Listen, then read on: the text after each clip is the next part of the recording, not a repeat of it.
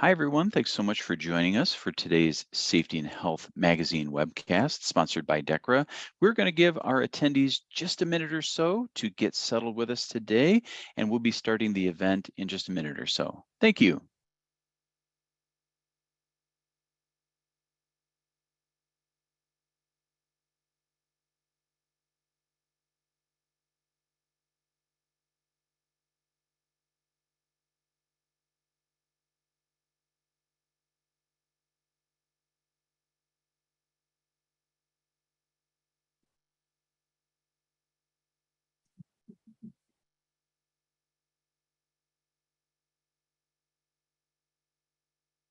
Thanks again to everyone who has joined us so far. We're going to give our audience just a moment to get settled in, and we will begin our presentation today shortly.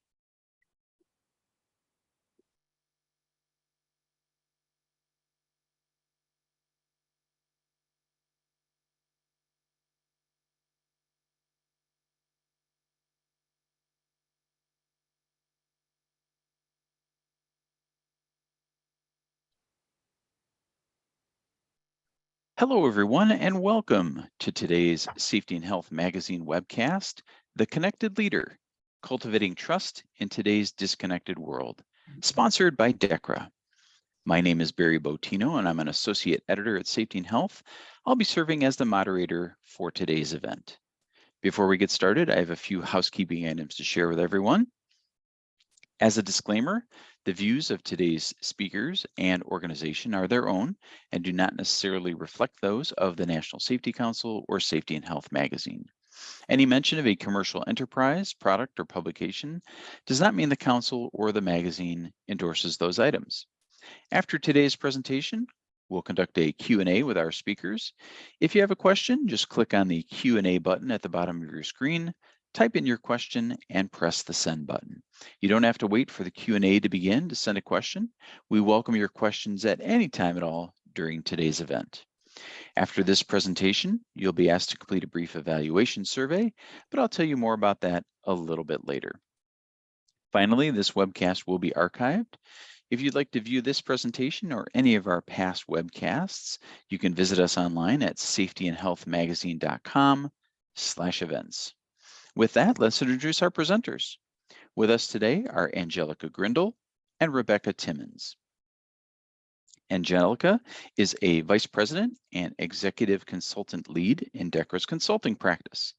As a behavior analyst for more than 3 decades, Angelica specializes in creating safety excellence through the application of behavioral science at all organizational levels. She helps organizations tailor their change initiatives based on unique needs and to generate the necessary support from key stakeholders.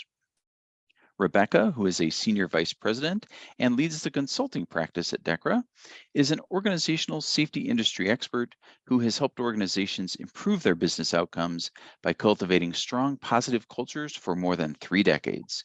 She specializes in executive leadership development and has worked with approximately 500 leaders from more than 50 different organizations. Again, we thank you all for tuning into this presentation. Angelica, whenever you're ready, go ahead and take it away. All right. Well, thank you so much. Rebecca and I are very happy to be here with you all today. You'll see a quote on your screen. I really love this quote.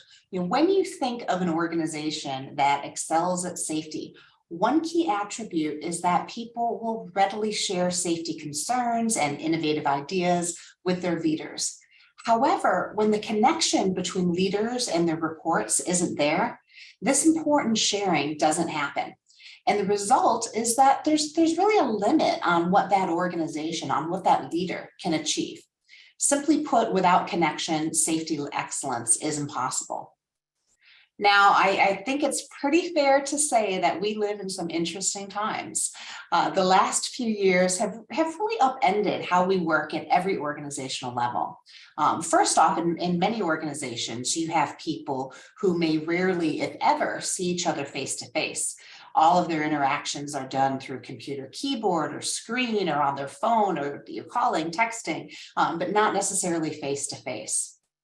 Add into that unique roles within the organization. For example, supervisors.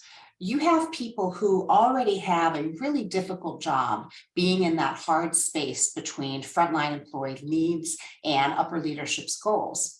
Nowadays, these supervisors are trying to get that same work done, often without the level of staffing that they need.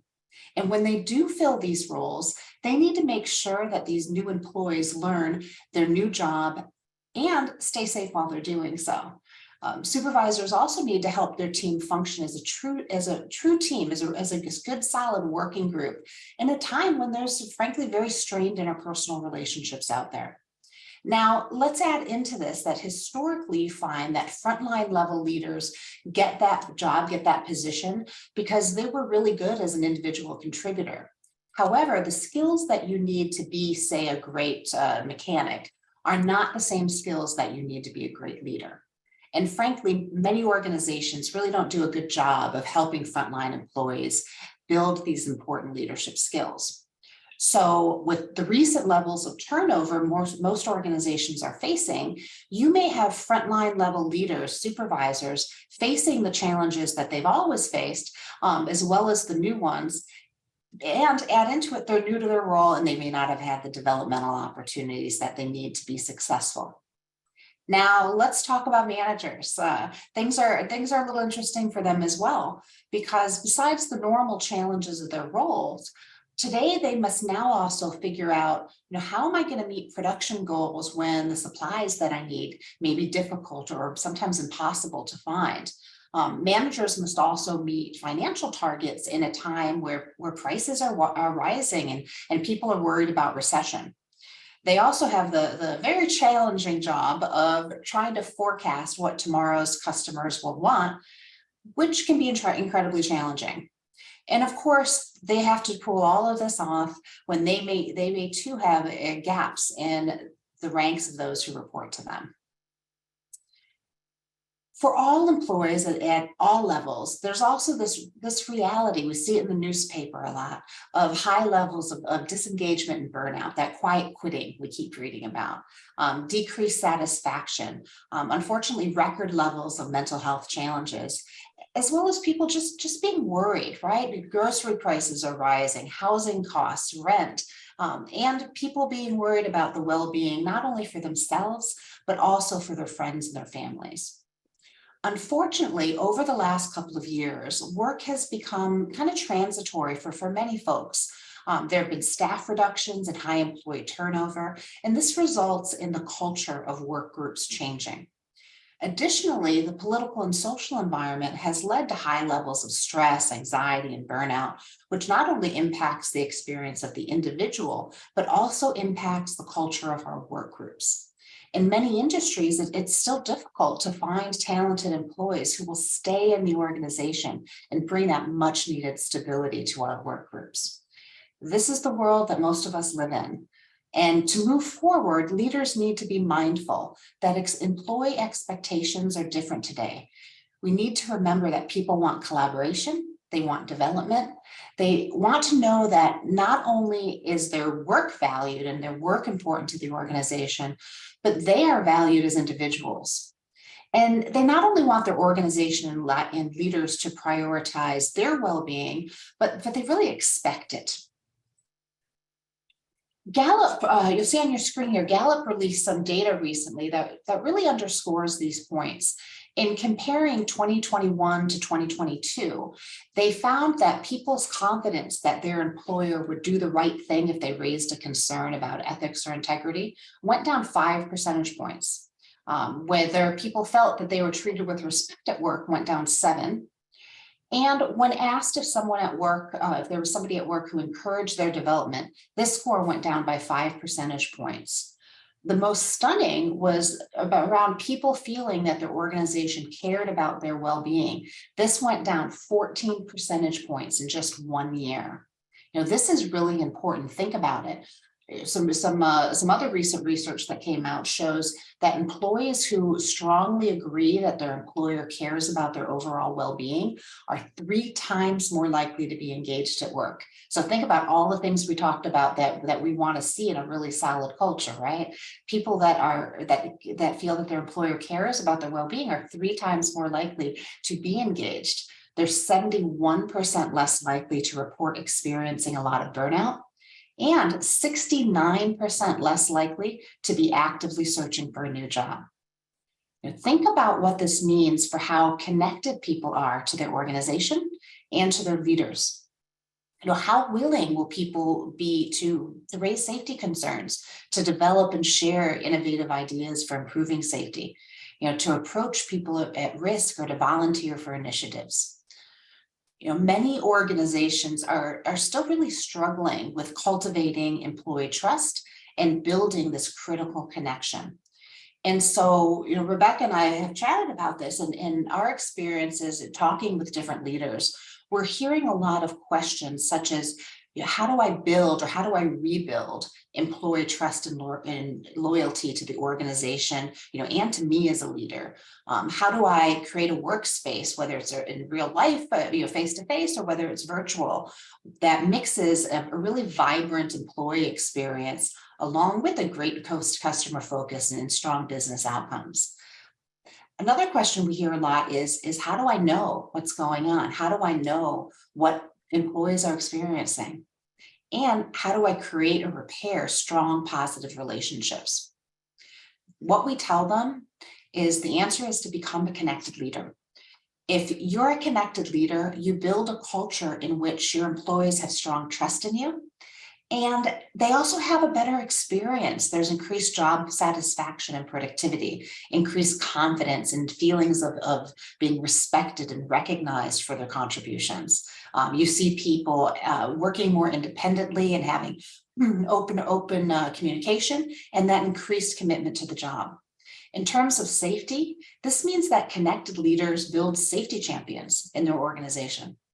So this is what it means to be a connected leader.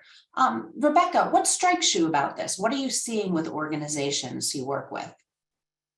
As I listen to you, Angelica, and I look at the data on the screen, I think about all our clients and what a really tough job leaders have today. We talk about the new world of work, but in all honesty, all the things that we had to manage before the pandemic are still with us. Mm-hmm. So not only do we have what I'm going to call the old standard challenges, we've layered on top of that all the new challenges coming out of a global shutdown of work. But as I was listening, especially on this particular data, we know what it takes to have high functioning in an organization. We know the really important impact of strong employer-supervisor relationships and the impact on how the organization operates, more importantly, how the employee feels or sees the operation. We know how critical it is to have people be able to raise concerns upwards, not just for safety, but generally for operational functioning. And we know that a leader without credibility is really in a tough spot. And as I listen and look at these numbers, that's what comes to my mind is the challenge we have is not only do we have to do all the things well that we've always known, but now we're challenged with how do we pivot and incorporate some of the key things from a personal relationship standpoint, from a well-being standpoint, that is so important to employees today. Yeah, absolutely. I think about the saying that I love, that good safety is loud, right? And so as a leader, you want to have that, people have that trust where they feel comfortable putting their hand up.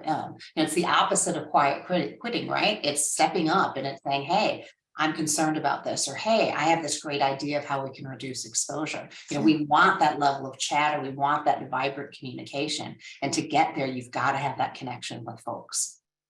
When I think of the employee today, they have different expectations. And one thing that keeps coming out loud and clear, not only in the data and the surveys, but in our experiences, that employees want to know that their organization and their leaders care about their well-being. And when I look at that last piece, down 14% in a year, I think that's really concerning, because that tells us that we have a lever to engage employees, to retain employees that we're not pulling. Yeah, absolutely. I shared that data. Employees that believe that their employer cares about their well-being 3 times more likely to be engaged, 71% less likely to report experiencing burnout, and 69% less likely to be searching for a job. Yeah, so when you think about the stability of the work group, if that lever, right, that lever you just mentioned, 69% less turnover, right, theoretically. So that's big. That's big by just simply getting it across to people and creating that connection and building those relationships. And I think we have a poll now, so I'm going to pop it over to Barry. Great, thank you, Angelica. We want to take the time today to listen into what our audience is experiencing. And our question today is, what are you experiencing most in your organization? We have 5 different options for you there today for all of our attendees.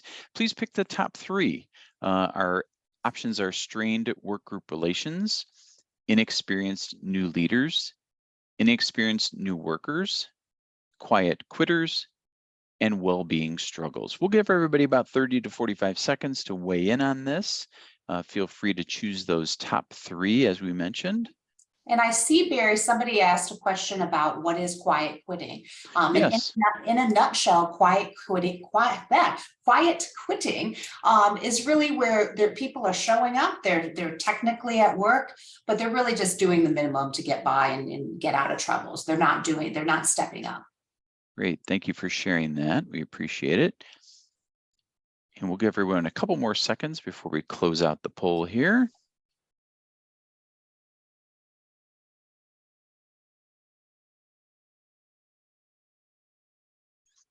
Okay, it looks like we've got a tight race here. Yes. Our runaway leader is inexperienced new leaders, followed by inexperienced new workers, and then strained work group relations. But it looks like all 5 are things that folks are experiencing in our audience today. Angelica, any thoughts or surprises about what we're seeing here? No, not surprising. The 2 things stand out to me. First is that whether it's inexperienced new leaders or inexperienced new workers, those coming out is the top 2. Overwhelmingly, that's probably the first thing I hear when I chat with organizations about what they're experiencing right now. The other thing that I notice is all of the other things, the work group relations, the quiet quitters, the well-being, those all kind of interact with each other, right? If I'm having well-being struggles, or I don't feel my organization cares about my well-being, that's going to strain work group relationships. I may then become a quiet quitter, right? They all kind of tangle together. Rebecca, what are your thoughts on this? The thing that strikes me the most is the impact on safety and exposure. So we know coming out of the pandemic that exposure has gone up for many reasons. But when I look at the response here, that just further reinforces it for me. Yeah. All of those things directly or indirectly impact safety. And I think that just adds an additional level of responsibility to leaders today to ensure that their employees are teed up, understand exposure, most importantly, know how to control it and can surface it when they need help. Yeah.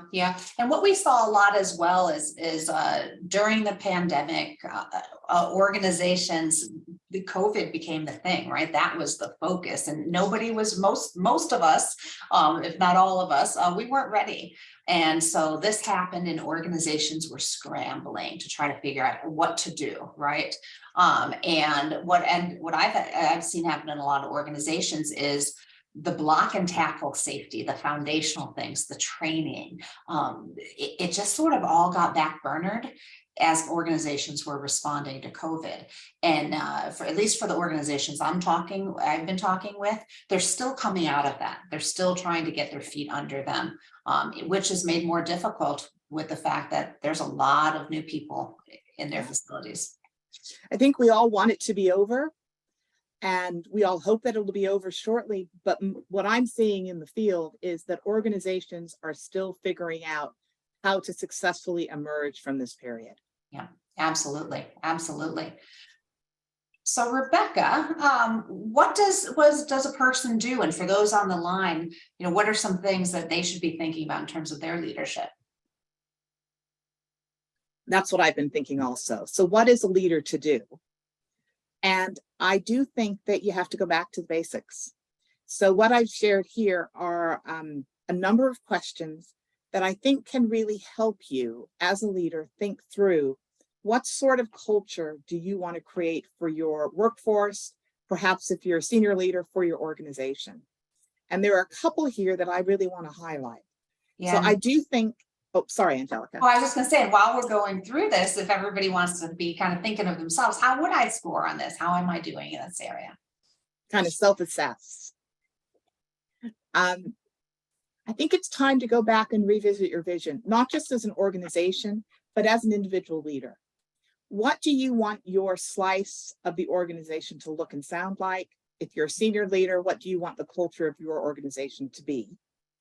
And are you able to speak to it in an interesting and compelling way that helps others see how they connect and can be part of success? The next one is just foundational. If you're a leader without good credibility, particularly if you're a safety leader, you are in a very tough spot, because without credibility, leaders have a very difficult time influencing. And so for those of you with strong credibility, I encourage you to protect that.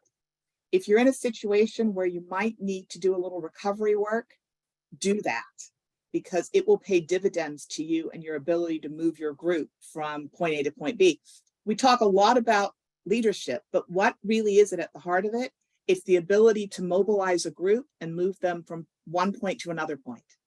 And so as a leader, your credibility is so valuable to you. We've already talked about the importance of well-being and employees believing that their leader and their organization really cares about them.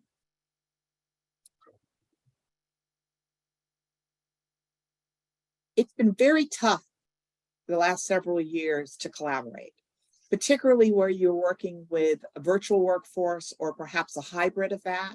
But it really forces the leader to be pretty creative in terms of how do I bring folks together in a way that makes sense so that they can collaborate on problem solving. And really that underpins how teams work together. Do I communicate information in a way that is understood and that people can relate to? I think that's another example where you've got to really think through, if it's a virtual environment, how am I doing that? Am I hitting the target? I might think I'm a great communicator, but the real test is the message that I'm trying to convey, is it connecting to my audience? Number 6 is all around action orientation. And it's often hard, particularly where there's so much uncertainty and unknown about what's going to happen in the future. It's easy as a leader to get bogged down and wait a little bit longer to perhaps get a little more clear understanding, a little more perfect information. And I think we have to really fight that tendency. As a leader, you want to stay action oriented and you want to start. And if you need to adjust as you go, adjust, but really guard against getting paralyzed and waiting for the perfect situation to take action. I think employees are really looking at this. And when they see inaction or they see hesitancy to act, I think it makes them think things that aren't particularly helpful. I think it raises questions about the leader's competence, their credibility, their understanding the work.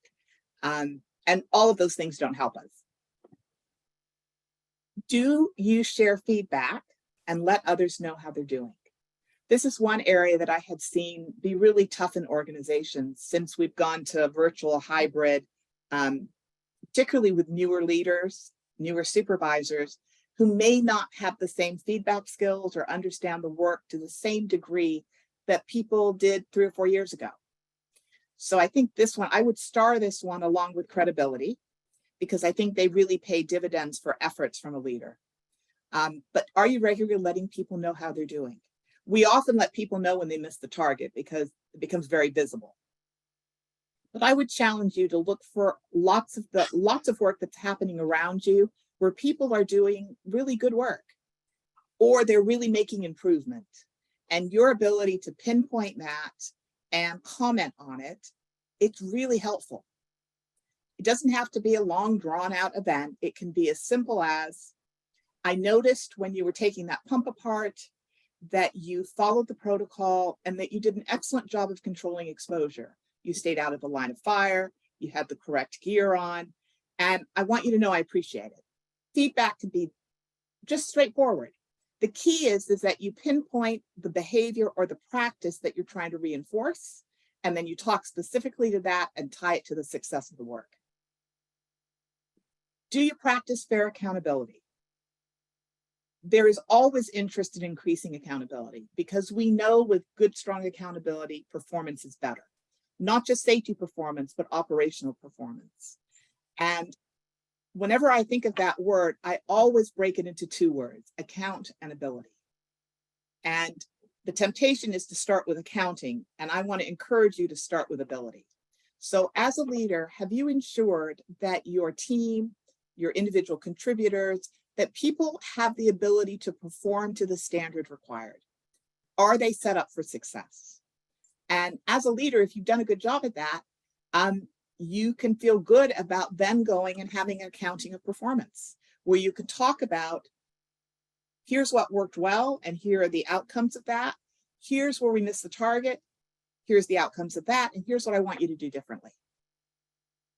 I think sometimes we leave accounting till the end of the year for performance reviews. I bet many of us have just gone through a bunch of performance reviews. Very important to do in a systematic way. But I think when we think about fair accountability, the payoff to the leader is to be practicing that really across the year. And then the last one is, do you cultivate strong positive relationships? And this is above, below, and across the organization.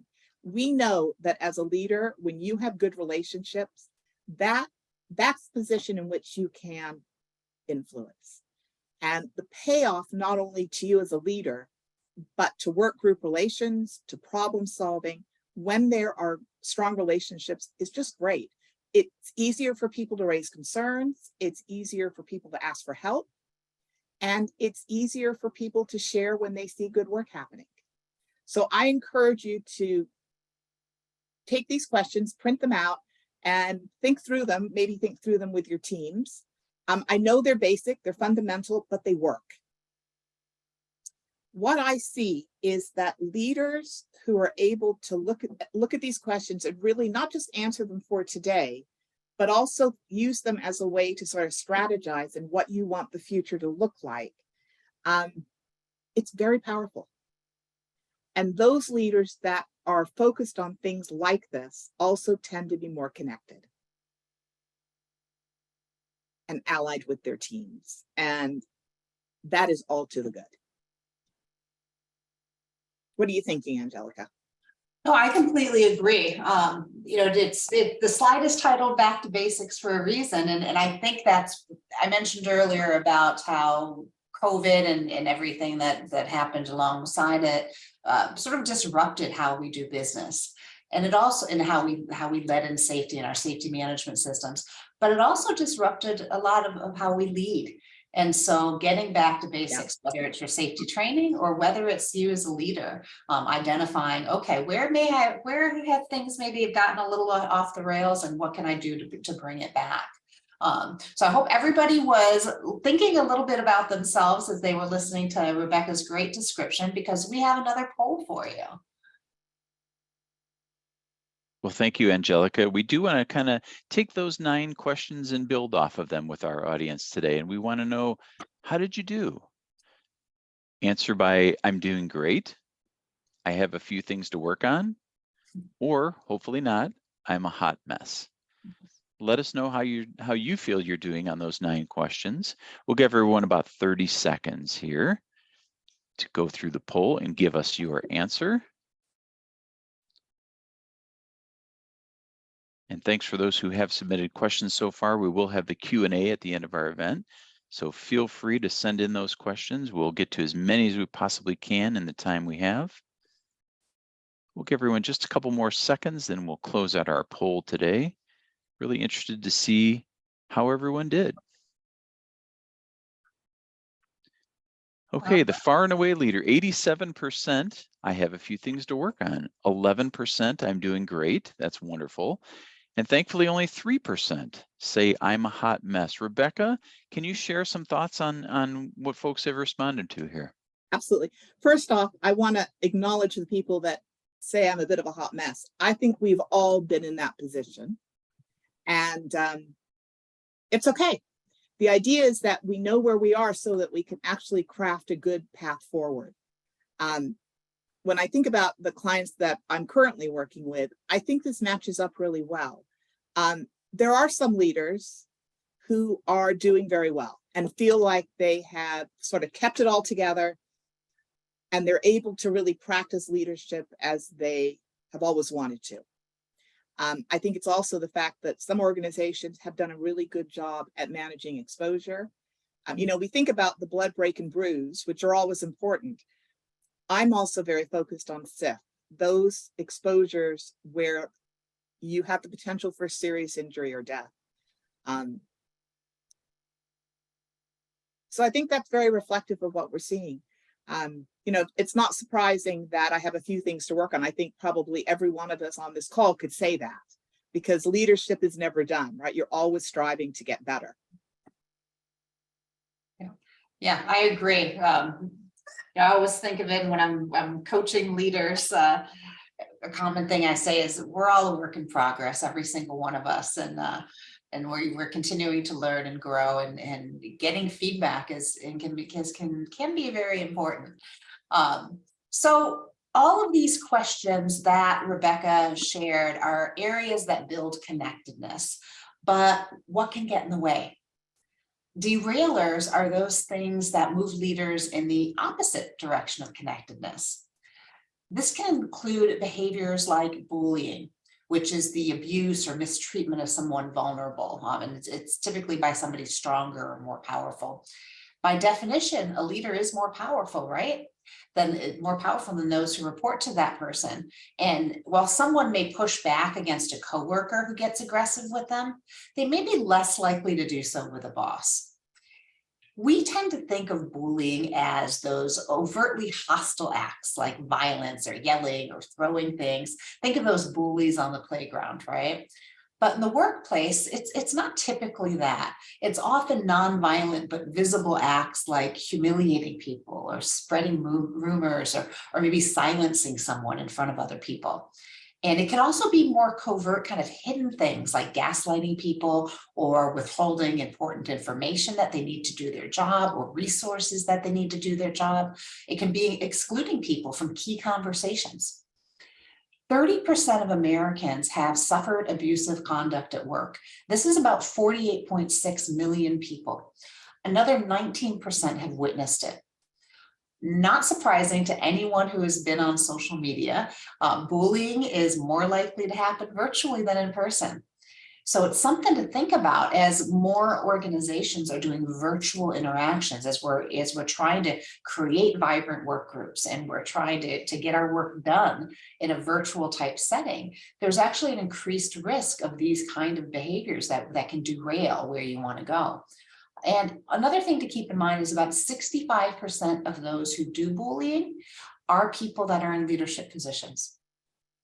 Now, derailers don't have to be something as sort of clear-cut as bullying. They can also be seemingly minor but systemic behaviors, things like talking over people, interrupting them, not listening. If there's this pattern of these kind of behaviors, it can break trust. And when you break trust, you cut connection. Now, aside from the many negative implications that you would have when these behaviors are happening and the implications and the impacts on a thriving culture, once trust is broken, your ability as a leader to connect with people, to influence people, is going to be severely damaged. Think about it. The first thing Rebecca bulleted in her list of back to basics that she underlined was about credibility. Right? So how can you tell people I care about safety and people's well-being is important, at the same time be doing some of these toxic things? And so, when you break that trust, your ability to influence is damaged. The other thing to think about is that in an environment where leaders behave in this way, there's a direct impact to controlling exposure and protecting people. In these kind of environments where you have these disconnected leaders, employees are going to be less likely to raise concerns or approach others or share ideas on how to control exposure or volunteer for initiatives to do so. A simple way to think about it is that if you have a culture led by leaders who engage in behaviors that break trust, it can easily become toxic, and a toxic environment draws attention away from controlling exposure.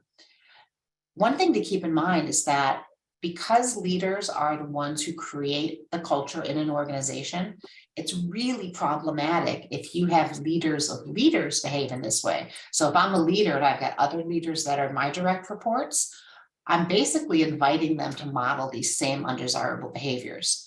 And that just increases the toxicity in the organization. And all of these behaviors that break connection and push an organization in the opposite direction, really, of safety excellence. So, Rebecca, what can you do to build connected leaders in your organization? Lots. I just keep looking at those numbers, 30%, 19%. I mean, that's almost 50% people have either experienced or seen it. And I just think that is so sad. Yeah. So I think as leaders, we have an obligation to fix that. Yeah, absolutely.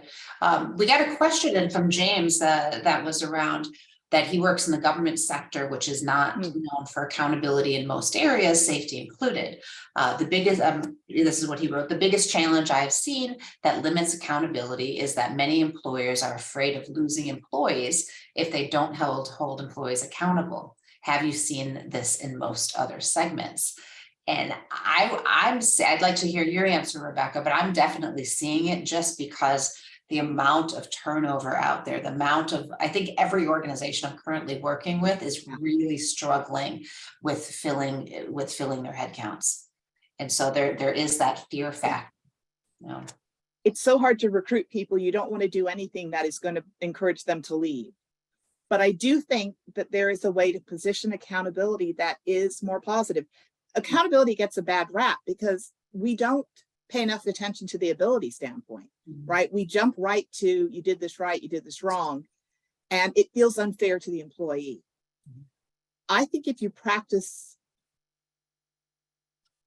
what I'm going to call good accountability and really first off, make sure the person is positioned to be successful, I think your odds go up of success. And when things do go sideways a little bit, you have invested in that person. So you're in a position to say, look, we tried to set this up for success, didn't quite work.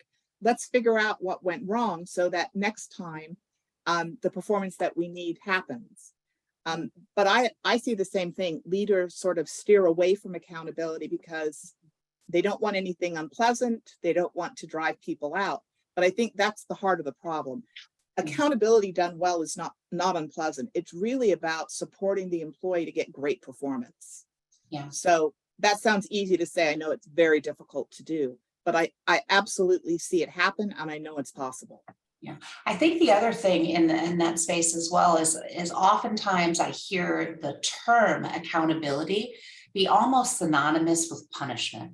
Yes. And that's really not what it's about. To Rebecca's point, there's ability, right? There's ensuring that the people that you're holding to account have the tools and the resources and the training and everything in the system that they need to be successful. And then the account part, going back to feedback skills, right? We want to always obviously be giving positive feedback. That's part of accountability too, right? You ask somebody to do something, you make sure they have the tools for the job, they knock it out of the park. You know, my goodness, make sure that you celebrate that. And then if they don't hit it, being able to have a conversation where you give feedback, but it's more in the vein of troubleshooting of, hey, we're going to assume everybody wants to do a good job here. And so if somebody isn't, or if there's a bunch of people with the same issue, let's figure out why, let's work in partnership to sort this out. And that's a lot easier for people to take versus just sort of knocking people upside the head if they don't achieve a goal. I think what you just said really struck me in that when we use the word account or accountability, we tend to use it punitively, like there's going to be accountability for this. And I think we have to change our language. Accountability is about driving excellence in performance. And as leaders, we have an obligation to make sure we're doing our best to help people succeed. And I think reframing it can also help in this situation. Yeah, absolutely. Absolutely. Rebecca, so talk to us about, what do? Do you want to build connection in your organization? What do you do? So this is very possible, and I want to try and make this very practical. So this is assuming that we are in agreement that connected leaders are important in an organization and will help the organization succeed. First off, you really have to take a look at, where are you in terms of connectedness? Are your leaders connected? Do they know how to do that? Do your employees feel connected? Because I think it's one thing for leaders to say I'm connected, but the real test is, do your employees feel connected to you and to the organization? So you have to take stock. And then I think you have to spend a little time thinking about what you want the future to look like. So in most organizations, we want people who feel respected at work, who feel like they can raise concerns, ask for help, enjoy coming to work, find the work challenging, experience a sense of belonging. So you have to really pinpoint, what are the attributes you want as a leader in your organization, whether that be a large organization or your slice of the organization. And then the next step is looking to see, what abilities am I going to need to build? I would bet today, if you look in your own organizations, you have individuals who are really good at this already. You yourself may be very good at this already. So the question is, how can I translate that in a way so I can bring more people into that realm where they not only feel connected, but they actually know how to go about doing it? And I do think, I always like to note here, we spend a lot of time talking about the employee experience and making it the best that we can, because we know that will bring out not only the best in employees, but retain them. I want to make sure that we always get leaders in that discussion, because I think leaders also need to have a positive experience at work. They're critical to our success. And when you look at the numbers, we're not just seeing turnover in the workforce, we are seeing turnover at a high level in the leadership ranks. That's from first-line supervisors all the way through to your more senior leaders. And we're losing so much experience because of that. The other thing I would say about building abilities is, I want to take you back to the basics. So it's helping leaders understand that how do you go about this is, you demonstrate respect. You look for ways to collaborate and bring people into problem solving. This isn't going to happen outside of the work. We have to be honest about that. A lot of us have development plans. We're all very committed to helping our employees develop, helping ourselves develop. But many times it just gets pushed off the plate because the plate is overflowing. So you have to be practical and get real about that and look at, how can we do this sort of in the path of the work? I think another thing to think about in terms of building ability is, we use the term transformational leaders. What exactly is that? Those are individuals who really model what we want to see in an organization. They're engaging. They're able to challenge people to think differently. They're able to talk about the future in a way that inspires people, helps people want to be part of that. They're known as a person of influence, someone of trust. And I think you want to look around and find those individuals in your organization and really call out, what are they doing that is so effective? And that will give you a chance not only to reinforce those individuals, it also gives you the ability to pinpoint exactly what they're doing. So you can get really specific about, there's a person who does a great job of giving feedback. Good performance, bad performance, they're very effective at it. They're able to do it in a way that preserves relationships and builds connection. Let's figure out what they're doing and see if we can help others do more of that. I think this is a real opportunity in organizations. And I think people want to feel connected. Whether you're a brand new frontline employee or a first-line supervisor or a very experienced senior leader, we're humans. And we like to connect to each other. And I also think it gives a sense of security. You know, as humans, we don't like uncertainty. We don't like it when we don't know what to do. It increases our stress, and I actually think it increases disconnectedness. And so looking for ways to talk about a compelling vision in a way that people can understand and relate to and see themselves as a part of, bringing some stability back into the workforce, I think that's not only going to help operational excellence, it definitely has an impact on exposure control, because the more you operate in control, better safety is. But it makes the workplace a place people want to be. So they feel a sense of belonging, and they feel like that they matter, not just that their work matters, but they as individuals matter. I think the payoff for investing in this, it's just huge. Yeah. You got me on my soapbox, Angelica. Yeah, I mean, I don't have much to add with this. You know, at the end of the day, we're all humans, regardless of what level of the organization you're in, and sort of root stuff, right? People want to feel connected. It's biologically important to be connected to other humans. There are, you know, scary cougars and whatnot out there that could eat us. So we want to be connected. We want to feel like we're part of the team. We want to feel that we're valued.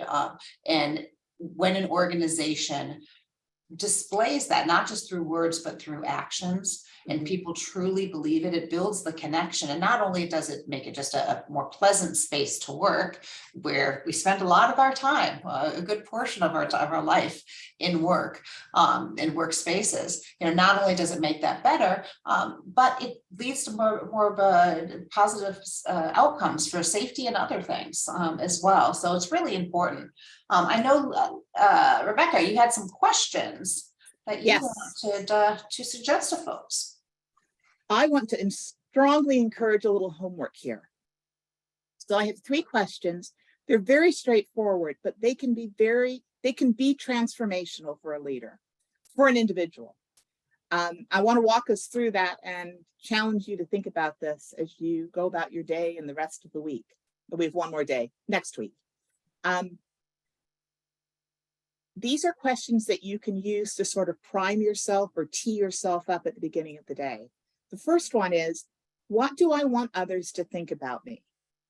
I'm going to interact with people across my day, and some of those interactions are going to be little, they're going to be complex, they're going to be planned, they're going to be sort of surprised, they just happen. But have a strategy for what is the experience that I want to create when people are interacting with me? What do I want them to think about me? I know I want them to think about the work and fixing problems, but what do I want them to think about me? That I care about their success, that I want to connect with them in a way that's meaningful, that I want to make sure that as an organization we succeed. And so I want to make sure each person is doing well, that I'm kind, that I'm a good listener, whatever that is. That's a very personal question. But what is it do you want others to think about you after an interaction? And I would encourage you, as you think about this homework, is get really practical. So you're going into a project review meeting. You're going into a budget meeting. You're sitting in on a safety meeting. What is the impression that you want to leave with others when that is over? The next question I think is just as important is, what do you want others to think about themselves? So in that interaction, are you able to ask questions? Are you able to clarify, even challenge, to help the person think about how they contribute to this in a positive way? And then the last one I would star. In today's world, leaders need advocates. There's only one of you. And whether you're leading a small group or a large group, there's still only one of you. And there's so many hours in the day. And I know most of us, our days just have gotten so long and complex. They're just never done. So as a leader, you want to have people who will speak well of you on your behalf. And so that's the last question is, intentionally, as I approach this interaction, when it's done, what do I want the person to say about me when they go into the lunchroom, when they're out on the floor, when they're walking a refinery or in a mine? or in a meeting in the corporate office. These 3 questions can really help you. And it doesn't take very long, but I would put them at the beginning of your day in your, I'm going to date myself, a day timer, whether you keep this in Outlook or you send yourself a message or an invite in Outlook or in Teams. But I would take just 5 minutes and I would ask myself these 3 questions and sort of think through, how do I want my day to go? Because as a leader, your ability to influence is huge. You want to be leveraging that in the very best way that you can. And I'm always interested in people sharing with me when they do this, how it works for them. Yeah. Yeah, Rebecca, Pedro just made a comment. He said, true. And at the end of the day, it's about how do you make people feel? Yes. And, when I've talked with lots of leaders over my career, and when we have conversations around, what was the best boss that you had? Who's somebody that really impacted you in your life? They don't talk about the task, right? They talk about connectedness. They talk about the relationship. They talk about how that person made me feel. Yes. And so, sometimes this stuff can seem sort of soft and sort of fluffy, but it really is. It's connection. And if you want to influence, you got to be connected to folks.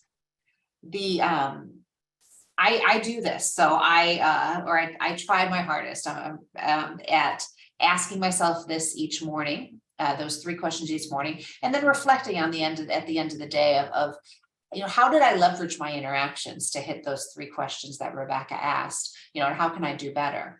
I'm going to take it one step further. And so probably all of you have somewhere on your desk, I have one right here, grab a Post-it note or grab a piece of paper and create a vision of the leader that you want to be this year. So on your piece of paper or Post-it note, write down one word that characterizes how you would like others to see you as a leader. And go ahead and do that. And my challenge to everyone is to keep this word in mind. It's the beginning of the year, right? We've all made resolutions recently. Put this Post-it note right on your monitor, and every day really consider, what can I do as a leader to align my behavior with this goal, and to ensure that everyone you come across sees you acting in a way that's consistent with this word. And with that, I would love to open it up to questions. Well, thank you so much, Angelica and Rebecca, for sharing your expertise with us today. Just a reminder for our attendees, you can ask a question by clicking the Q&A button at the bottom of your screen, typing in your question and hitting that send button. Before we start the Q&A, I want to let everyone know about an evaluation survey we're asking you to complete. The survey will open in a different screen after this webinar, and your input is really important to us because it does help us to improve our future webcasts. Let's get to some of those questions. So Rebecca, I want to start with you, and feel free to jump back on that soapbox for us. We got a question in, and someone says, sometimes I sense a little disconnect among my team during Zoom calls. What are some ways to make that setting more lively, to foster more participation, and to make it a place for positive feedback? I spend hours every day on Teams calls also. So I know exactly the challenge that you have just surfaced. I think there are a couple of practical things that you can do. One is, I think you have to talk about it with your team, that this issue of disconnectedness is a challenge. You worry about it because even though you're not in person, these meetings take time, and you want to make sure that time is really well invested. A couple of the things that I do that may make people crazy, but I still do them because I think it helps, is I want people on camera. I think it is much easier to stay connected when you can see each other. It also makes it harder for me to multitask or get distracted. And then I think looking for ways to give feedback to the group at the end of the call, to share your appreciation for people, hanging in there, for keeping their cameras on, and for making their time together as valuable as you can. The thing here is you can't just do it once. This has to be a practice that you really help install and continue. I can't see that we're ever going to stop doing Teams calls. there's some things that we can return to the world of work as it was before the pandemic. Teams calls, or virtual work, I do believe it's here to stay. And so I think it's starting to cultivate good behavior on team calls. And a couple of those things is people have to be prepared. They have to come and they have to stay on camera. And that makes it easier for you as the person who's called the meeting to make eye contact, to ask questions. All of those things help with engagement. Excellent. Thank you for that. Angelica, did you want to add something? Yeah, but the two things jumped into my mind. One was I can't speak for everyone, but I know I experienced this a lot where with Teams callers or Zoom calls, it's back to back, right? And so it's very easy to fall into, okay, my 1 o'clock call just got off, boom, I've got to get on that next call, let's get to business. And just taking a minute of chit chat. So just connecting, hey, how was your day? Or, oh, I know your kid was playing a soccer tournament this weekend. How did it go? Just having that water cooler conversation that we miss when you're in a virtual environment. The other thing is, as a leader, try to avoid talking at people. And instead, maybe bring up whatever the topic is and ask those open-ended questions. Get people to be part of the conversation while you're doing it to get that engagement.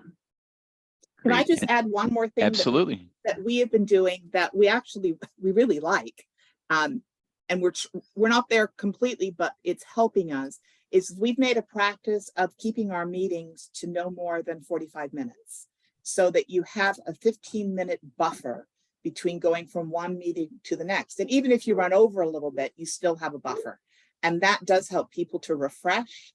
And I think that helps with the level of engagement on the next call. Yeah. Great. Angelica, I'm going to come to you with the next question. And our audience member says, between this presentation and other places, I've heard the term gaslighting a lot lately. Could you explain a little bit more about what that's about and what it means? Yeah. So what I should think of a simple way to describe it. Gaslighting is when someone is basically sort of telling you that what you believe truth is isn't true.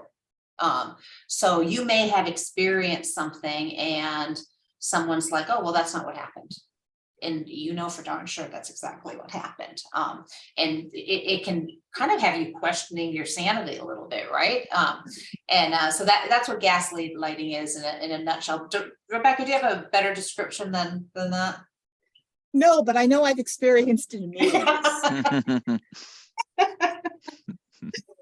It's where we keep receipts.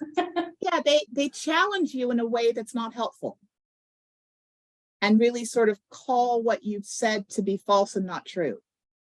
And not only does it feel terrible at the receiving end, but it doesn't create the sort of respectful, collaborative environment that you really need in a group setting to be successful. Great. I want to come, Rebecca, to you with this next question. And I think all of our attendees can probably feel this at some point. And our attendee asks, when our team loses a good person, how do you regroup and ensure that we're remaining connected, leaders are remaining connected to those who are still on the team? I don't know if this is good or bad, but we all have lots of opportunities to practice this right now. Sure. I think when you have someone depart the team for whatever reason, because sometimes it's positive, right? They're promoted or they get to go on a special project. But when the team is disruptive, I think as leaders, we have to recognize that. And if you're familiar with sort of the basics of team forming, so forming, norming, storming, performing, that's the easy way of describing it. Whenever you lose a team member, you have to go back to the beginning and make sure that there's clarity in roles and responsibilities, that there's an opportunity to grieve for the loss of the person. Grief sounds very severe, but it really is. You feel like that person's leaving you, especially if they've done something vital on the team. So you want an opportunity where people can reflect on that, acknowledge the great things that person did, and talk about what you learned from them and how that's going to get incorporated going forward. But I think you have to pay attention to making sure that the crew goes through those process steps, maybe quickly, but still that it's intentional. Certainly. Angelica, anything you'd like to add to that one? No, I think she nailed it. Okay, great. Well, Angelica, I'm going to come to you. It looks like we have time for one more question today, and you can see on the screen there a QR code. Feel free to use your phone to go ahead and get some more information about the folks at DECRA. Angelica, one of our audience members says, appreciate the feedback. This all sounds great, but is there a certain place or a first step, a way to start this process? The answer depends on whether you're talking about yourself or your organization. So let's go with yourself. I think it really starts with those questions that Rebecca covered in that back to basics slide. Really having that self-reflection, because we can't move forward if we don't know where we are. And so really taking that moment to go, okay, how am I doing? You can also ask for feedback from other people of saying, hey, you know what, I want to be connected with people. It's part of my value system, but I always think about intent versus impact, right? So I know how I intend to come off to the world, but that's not necessarily how what I do lands. And so being able to get feedback from others, whether it's just one-on-one feedback, whether it's some type of leadership diagnostic, getting some feedback on where your gaps may be, can be really valuable in determining where you want to go and how to get there. Great. Well, folks, unfortunately, we have run out of time today. We thank you all for attending today's presentation, and we would appreciate you taking some time to fill out our feedback survey. A special thank you goes out, of course, to our terrific presenters today, Angelica Grindle and Rebecca Timmins, and everyone from our sponsor at DECRA. This ends today's Safety and Health Magazine webcast. Take care, everyone, and have a safe day. Take care, Thanks everyone. very much.